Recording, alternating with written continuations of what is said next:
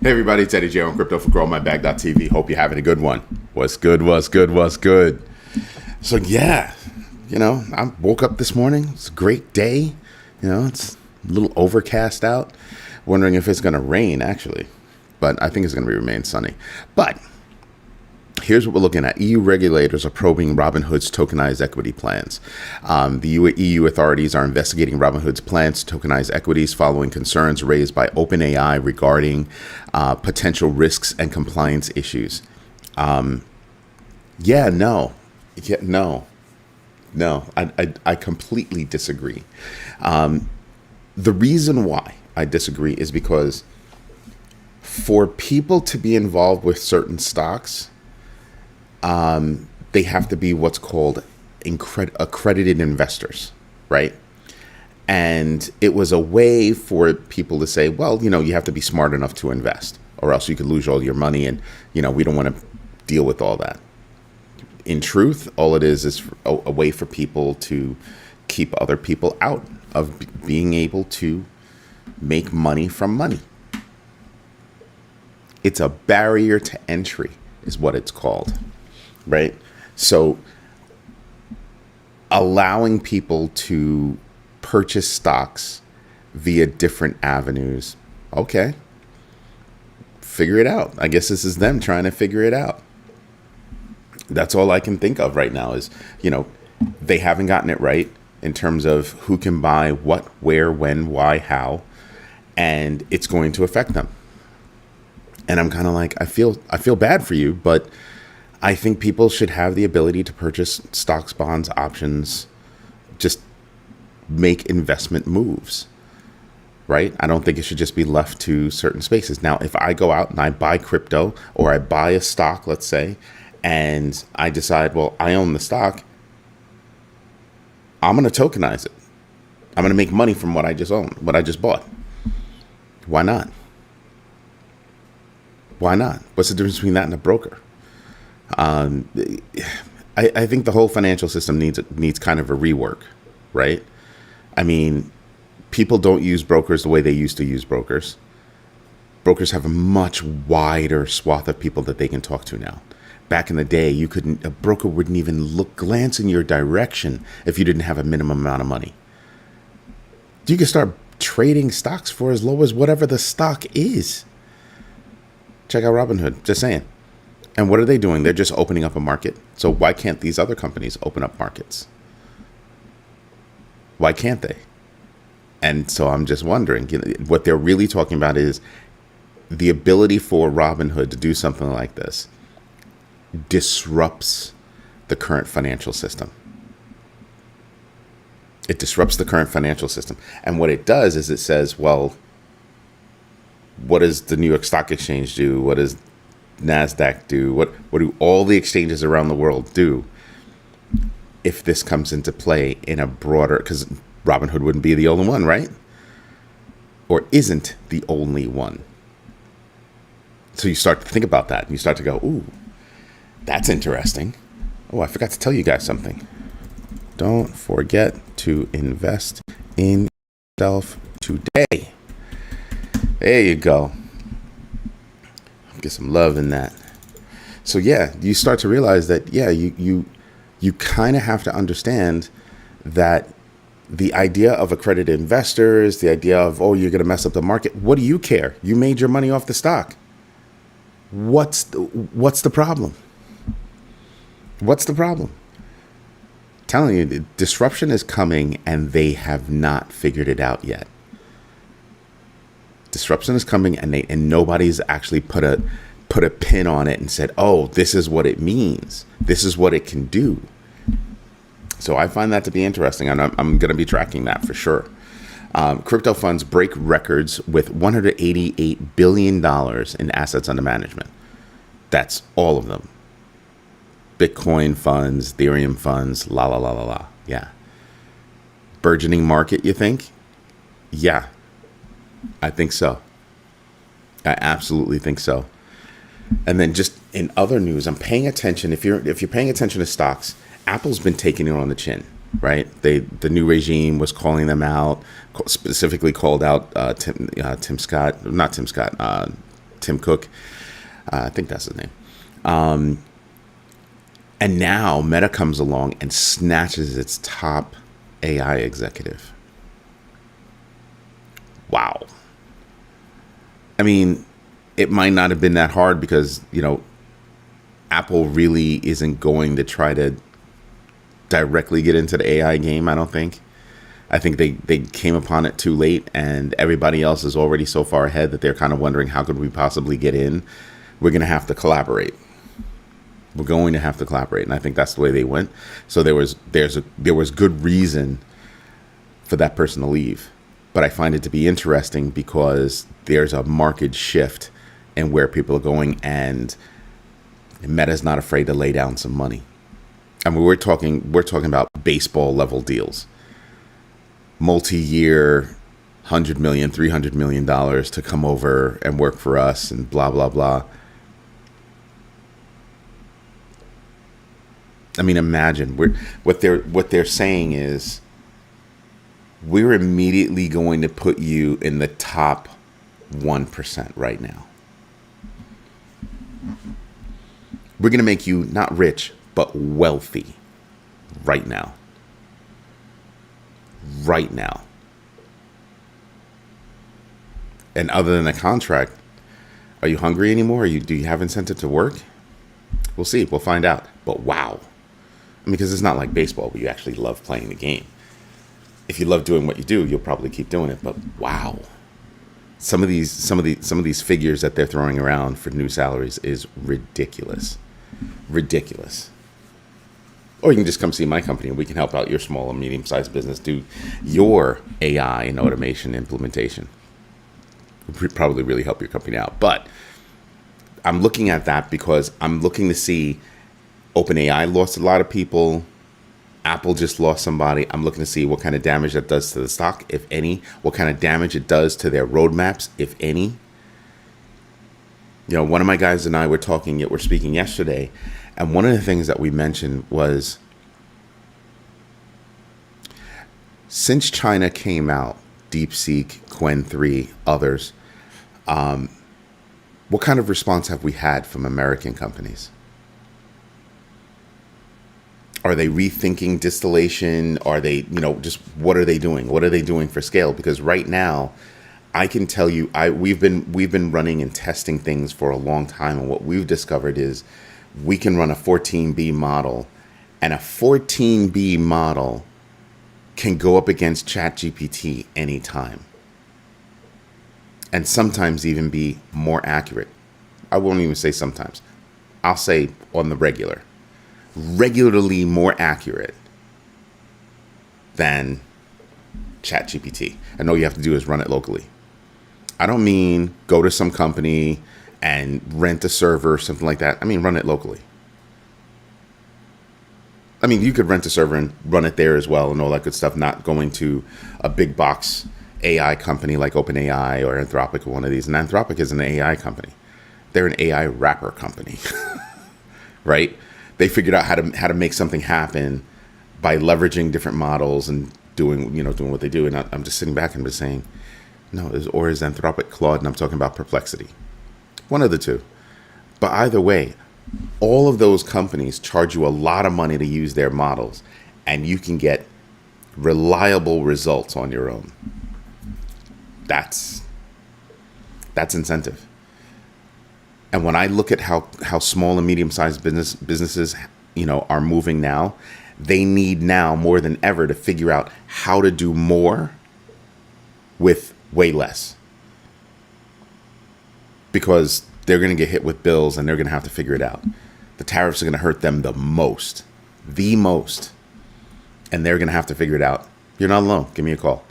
Then you've got Grayscale Adjust Portfolio with Onda addition and dot removal. You heard me right. They added Ondo and removed dot. What? Yeah.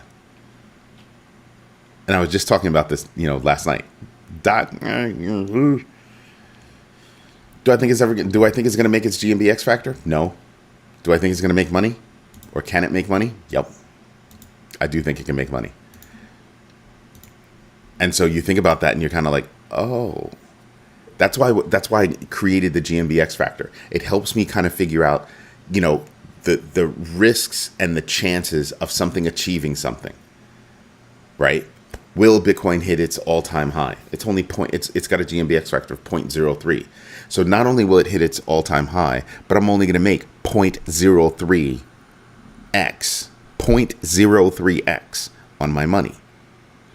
But if I'm looking at, let's say, Ethereum, I can make 0.90x on my money. If I'm looking at, let's say, not that one, this one, yeah, Cardano, I can make 4.3x on my money. You see how this is going? I'm looking at how far away from right here, how far away are you from your all-time high? What do I think the chances are of you making that or half that versus your GMB X Factor? And how much money can I make? That's what I'm looking at. So think about that. If I take $10,000 and I say Cardano has a GMB X Factor 4.30, right? And I take that $10,000 and I put it on Cardano, and Cardano doesn't make its all-time high. It only gets 50% there. I'm clocking 2.15x of my money versus that same $10,000 looking at Bitcoin and it achieving its all-time high, I'll only make 0.03. Now I'm using Bitcoin as an example because I believe that Bitcoin is different than every other coin out there, not just because it's first, but because it's going to be used differently than every other coin that's out there. Cardano, I believe, is going to be one of the most transactional coins out there. E-commerce, live in-store, brick-and-mortar commerce. Cardano is going to get used a lot, in my humble opinion. And it's not going to be just one. It's not going to be just one. There'll be several cryptos out there that'll be used, in different situations for different purposes and things like that. So I'm looking at Cardano and saying, oh man, I can make some big money on Cardano. So do I hold a bag of Cardano? Yes. Do I hold a bag of Bitcoin? Sure. Do I hold a bag of, let's say, Ethereum? Yes. But I'm looking at my bags and I'm making determinations on how much money do I think I can make within X amount of time, right? Do I think that Cardano is going to make it at least 50% to its all-time high this year? It's July. Do I think it's going to happen by the end of the year? My answer is yes. If my answer is yes, that's a 2.15x uptick on my money. So if I have $1,000 now, I'll have $3,000 then. Yeah. Think about that. So when I do dollar cost averaging, you know me, sprinkle, sprinkle, sprinkle. When I do dollar cost averaging, boom. I'm just adding. So I've got my strategy on the way up and I have my strategy on the way down. My strategy on the way down is prioritize what's going down first. I think meme coins are going to go first. I think also within that pack are going to be NFTs, all that stuff. And then you're going to have the coins that have a use case, but not a huge use case. Yeah, they'll go down next. So with me, it's going to be the rapidity at which I can dump all of my coins. Somebody, one of my friends, he's like, I'm not ever going to sell my Bitcoin no time soon. I hear you. But if I can sell my Bitcoin for 100 and then take that money, let's say I have $10,000, I sell it at $10,000, right? Let's just say I'm able to make money and it's maxed out at $10,000. Great, I sell. Now I've got $10,000 sitting on the side. It now comes back down to like, I don't know, 80, 90, and I buy back in at 80, 90. When it goes back up, I've got more of that coin. I've got more of that coin. And for me, I'm looking at it from a different position. I'm looking at it from a position of I want to accumulate coin, not just accumulate value. Big difference. Big difference there. Let's get back to the news. So then we have DigitalX, Animoca, Yatsui invest in Bitcoin. Prominent entities and individuals, including DigitalX, Animoca Brands, and Yatsui, have invested substantial amounts in Bitcoin, signaling confidence in its future as a key digital asset. No joke. They're going to be able to leverage Bitcoin to go get loans. Just saying, that's what I like about it. Truth Social's dual crypto ETF filing has been acknowledged by the SEC. That means it's officially on the clock. Again, I'm saying to people, I want to see if this gets kicked down the road.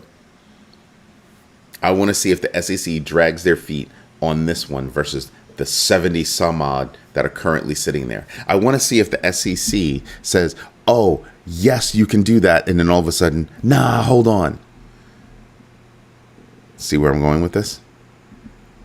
This one could be big. I'm definitely going to be watching that. XRP, earnable credit card points in Japan. Wow. That's right. Japanese exchange Bitflyer introduced a feature allowing users to earn XRP rewards through Visa card transactions, enhancing XRP adoption among consumers. And Japan is huge on XRP.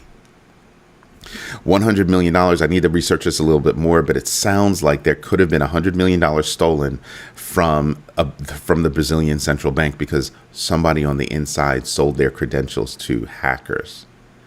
We're going to have to see if that's true. But I have it as an alert on my news and I'm just like, whoa, that's interesting to me. That's wildly interesting to me. Then you have a Mexican hotel company, Murano Global, builds a Bitcoin treasury. You have a lot of companies out there building Bitcoin treasuries. A lot. Now, I want you to stop and think about this. It's also a way for a company to say, we would normally invest our money in different ways so that our money isn't just sitting there, it's growing. This is one way to do it. Now, as many companies, entities are buying Bitcoin, I want to know, are those same entities going to decrease their Bitcoin when Bitcoin hits a high and then starts to drop?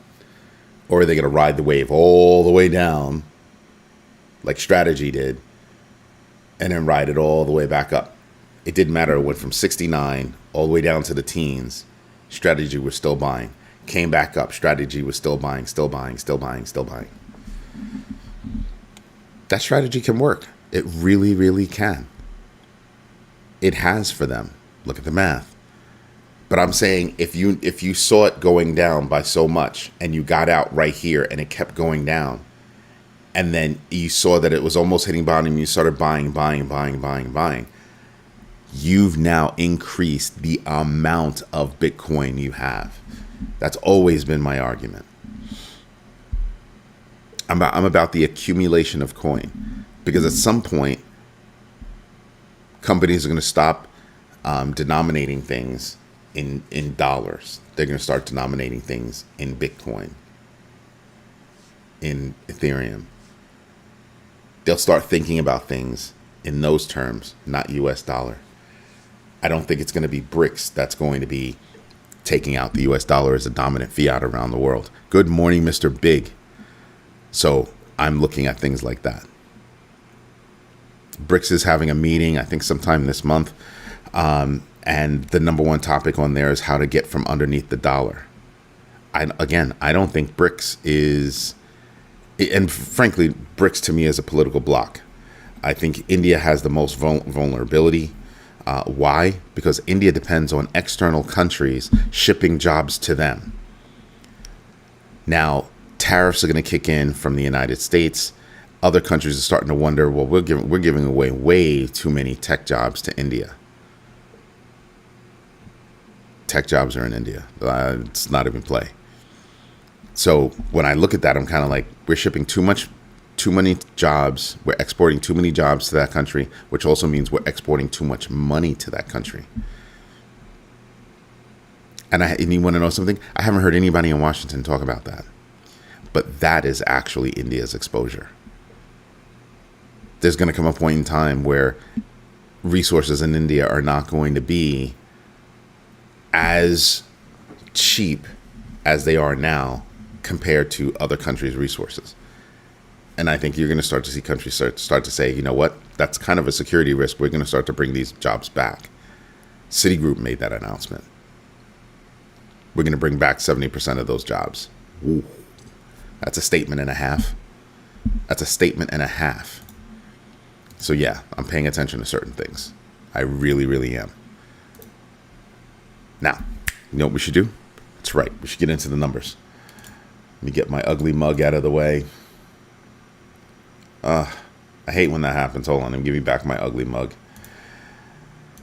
Yeah, I gotta change the monitor. There you go. That's the right monitor.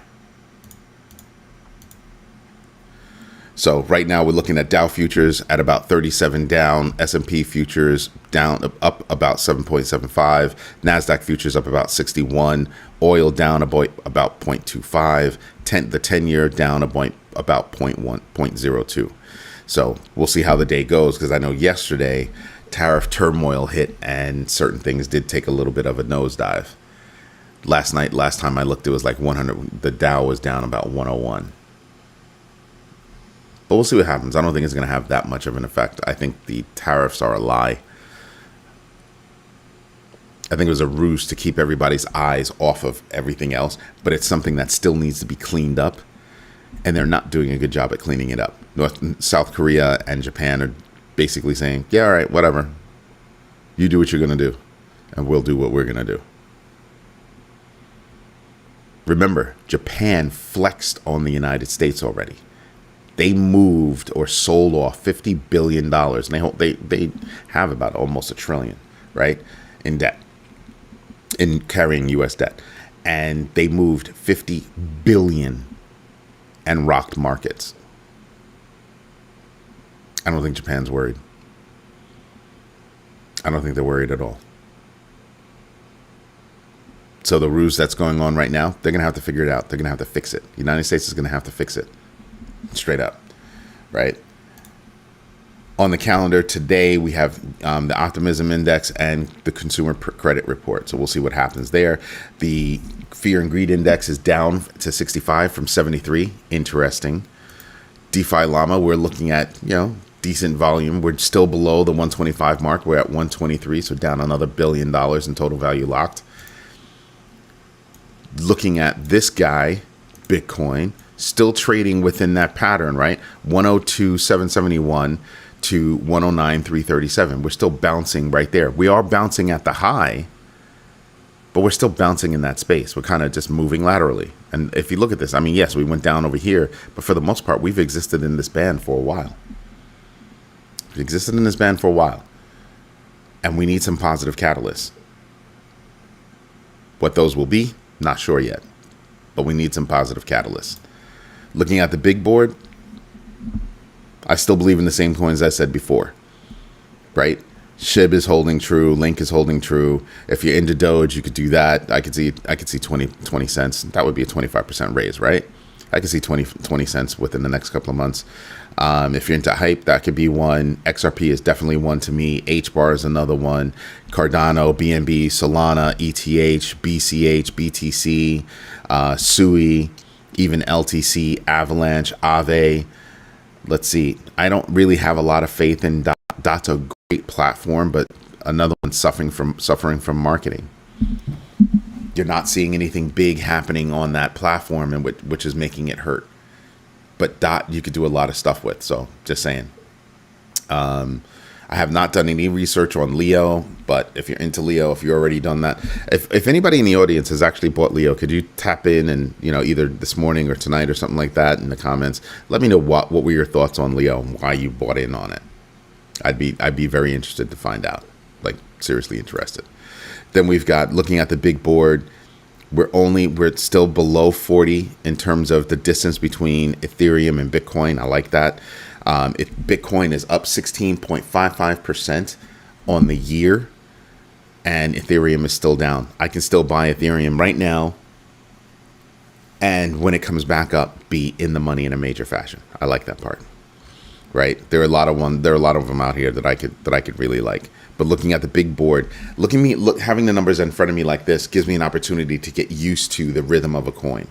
I get used to seeing those numbers. I get used to the ranges. I understand the news that's happening, and I can equate that to the movement of the coin, and I can try to figure out, well, if good news hits, if bad news hits, which way is it going to go, and how big is that movement going to be? How big that sway is going to be right there?